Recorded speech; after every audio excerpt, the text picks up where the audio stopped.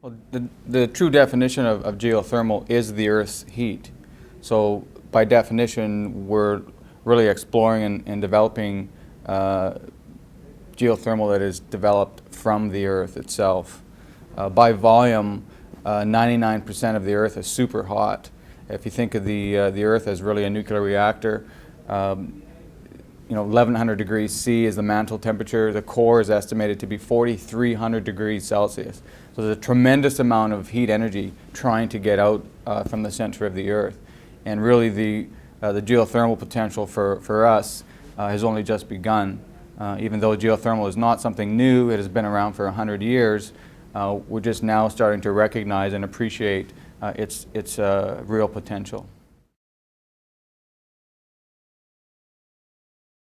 Our advanced stage projects are estimated to have upwards of 200 megawatts of geothermal power potential, and we estimate that depending on what our power contracts are signed at, some assumptions that we're making, we estimate that to have a gross cash flow of about $130 million on an annual basis.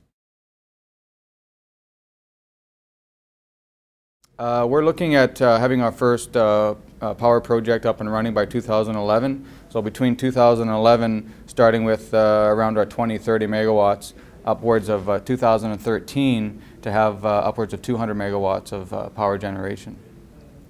And these projects provide for a long-term cash flow, very stable. I think some of the positive attributes about geothermal is that it's baseload power. These projects are very stable and sustainable source of energy, and geothermal is very clean. Typically we'll sign a 20-year power contract with a major utility. So these are large utilities in the U.S. and pretty much anywhere where there's a geothermal resource, we need to tie into the grid.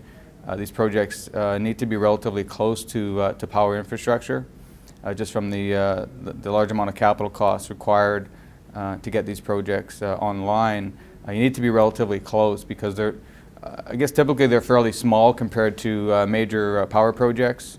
They're typically less than a few hundred megawatts, so they can't absorb too much transmission interconnect costs. So the key is to having a geothermal resource close to infrastructure. Location is key, definitely, and it's really on a case-by-case basis. There's a lot of variability that goes into geothermal projects. It's certainly not a cut and dry process. It's fairly capital intensive up front. We have to do a significant amount of exploration, similar to what you would do in oil and gas or mining. You do a lot of geophysics, a lot of early drilling, and then you bring in the bigger rigs to drill the deeper full-size production wells to get a flow test. At the end of the day, we're looking to flow these wells and get a megawatt number per well.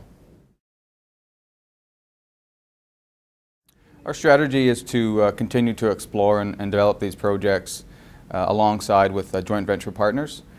We've got a very interesting pipeline of projects that we're very excited about bringing to production as soon as possible, and using the joint venture model works effectively, and we're very excited about bringing these projects forward.